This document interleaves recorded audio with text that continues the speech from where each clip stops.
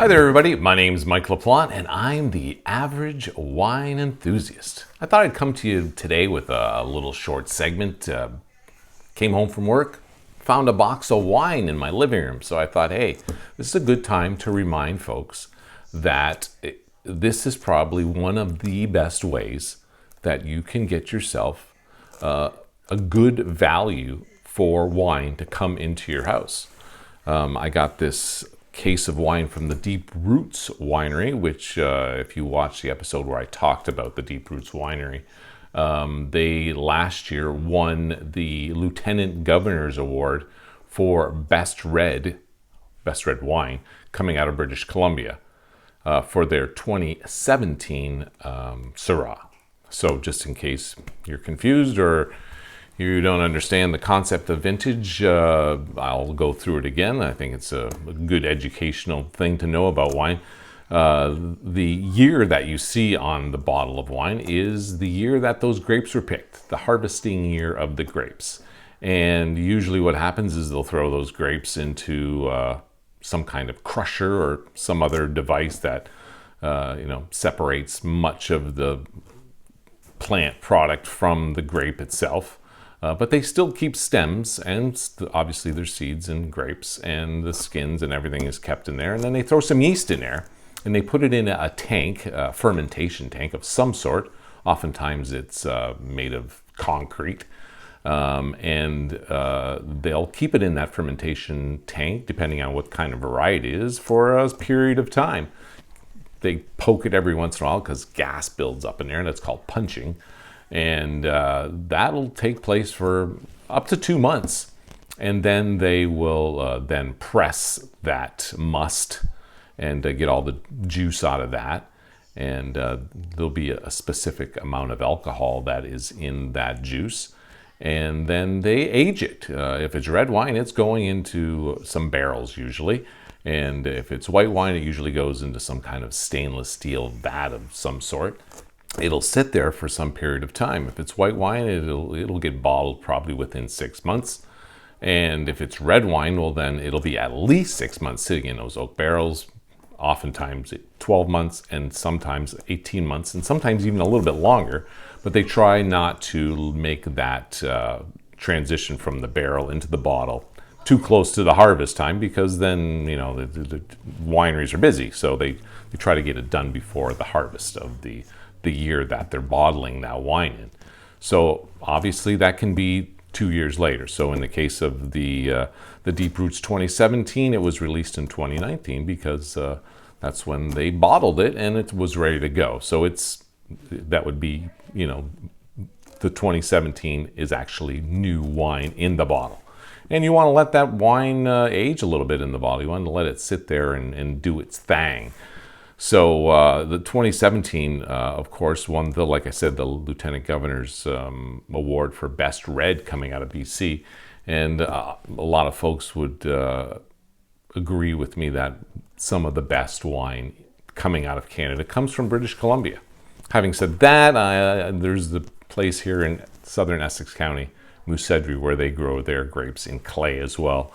Very hard soil to grow grapes in, and that's what grapes really like. They like something that's hard to grow in, and they make some really good Pinots and Syrahs down there as well. But having said that, your wine is the best red wine coming out of British Columbia is almost like saying that this is the best wine that we made in Canada for the most part. So I got this box here.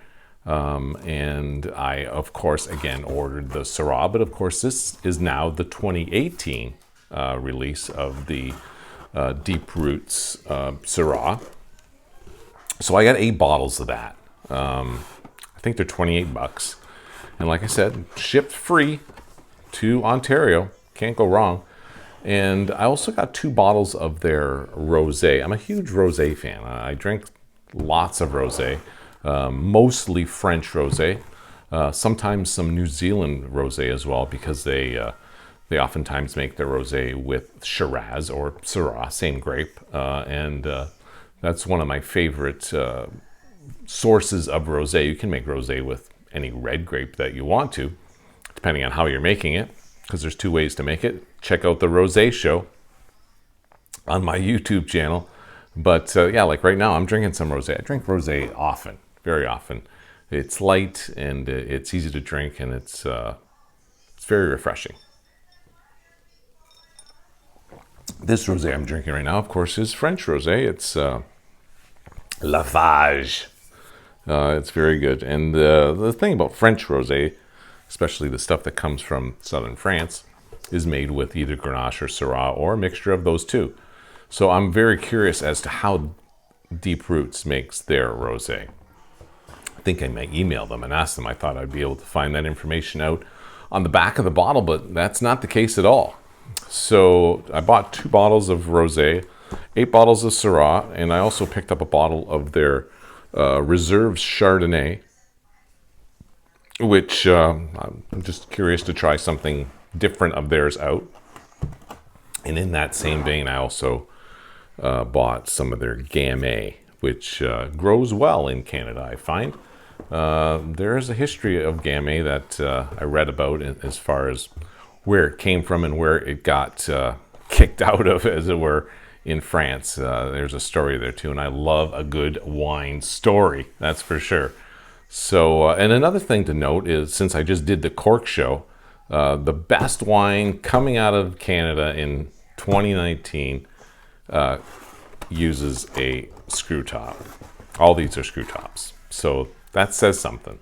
They're going screw tops because they believe that there is no advantage to them putting corks in these bottles. So that tells you something right there. Kick-ass wine using screw tops. So there you have it. So yeah, this is perfect time right now for you to order some wine up. Wineonline.ca if you're in Canada, wine.com if you're in the States, and you can find some decent wine delivered, usually for free, to your house, because going to the liquor store, to your local wine store, just might not be a good idea right now. And some people are afraid even to just go to any store as far as that goes. But fortunately for us in Ontario, you can go to the LCBO. But if you can avoid it, why not order it from your local winery or someplace in British Columbia, or like I said, wineonline.ca is also a good choice.